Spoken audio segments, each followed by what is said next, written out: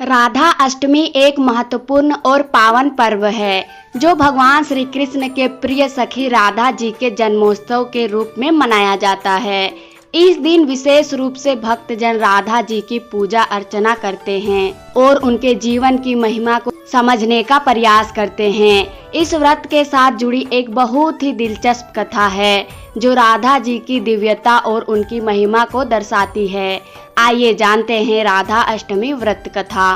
प्राचीन काल की बात है जब धरती पर राक्षसों का अत्याचार बढ़ गया था और धार्मिकता का पतन हो रहा था।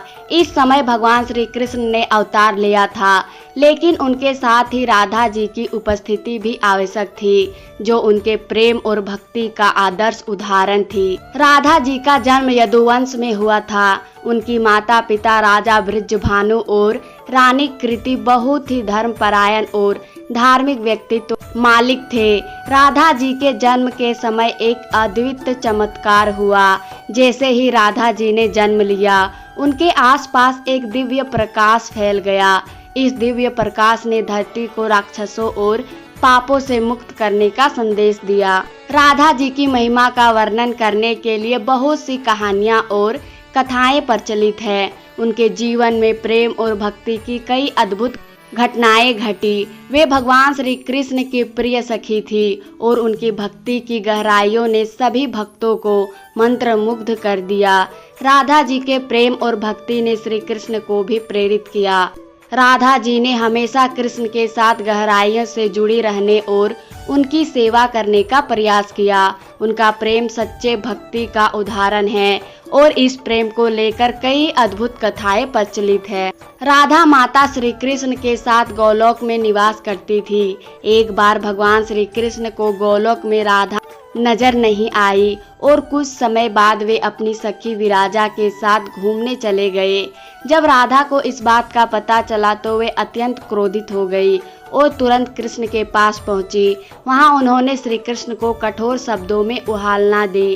राधा का यह आचरण श्री कृष्ण के प्रिय मित्र श्रीधामा को अच्छा नहीं लगा। बिना किसी विचार के श्रीधामा ने राधा को श्राप दे दिया कि वे पृथ्वी पर जन्म ले। राधा के गुस्से से आहत होकर विराजा भी वहां से चली गई, नदी का रूप धारण कर लिया। श्रीधामा से श्राप मिलने के राधा ने भी उन्हें श्राप दे दिया कि वे राक्षस कुल में जन्म लेंगे। इसी श्राप के कारण श्रीधामा का जन्म शंखचूर्ण दानव के रूप में हुआ जो आगे चलकर भगवान विष्णु का महान भक्त बना। दूसरी ओर राधा ने पृथ्वी पर वृषभानु जी के घर पुत्री के रूप में अवतार लिया। राधा का जन्म वृषभानु जी के घर तो हुआ, लेकिन देवी कृति के गर्भ से नहीं। जब राधा और श्रीधामा ने एक दूसरे को श्राप दिया, तब भगवान श्री कृष्ण ने कहा था कि राधा को वृषभानु और देवी कृति की पुत्री बनकर पृथ्वी पर रहना होगा। मनुष्य योनि में आपके विवाह का संबंध एक वैश्य से होगा जो मेरे ही अंश का अवतार होगा। इस प्रकार आप पृथ्वी पर मेरी संगिनी रहेंगी, लेकिन हमें पृथ्वी पर अलग होने का दुख सहना होगा। इसके बाद भगवान श्री कृष्ण ने राधा से कहा कि अब आप मनुष्य योनि में जन्म लेने की तैयारी करें। संसार के सामने वृषभानु जी की पत्नी गर्भवती हुई और जिस प्रकार एक शिशु का जन्म होता है, उसी प्रकार देवी कृति का भी प्रसव हुआ। हालांकि वास्तव में राधा का जन्म उनके गर्भ से नहीं हुआ था। भगवान की माया से उनके गर्भ में वायु आ गई थी और उसी वायु से राधा प्रकट हुई थी। प्रसव के समय देवी कृति को पीड़ा हो रही थी और उसी समय राधा के रूप में एक सुंदर कन्या का जन्म हुआ।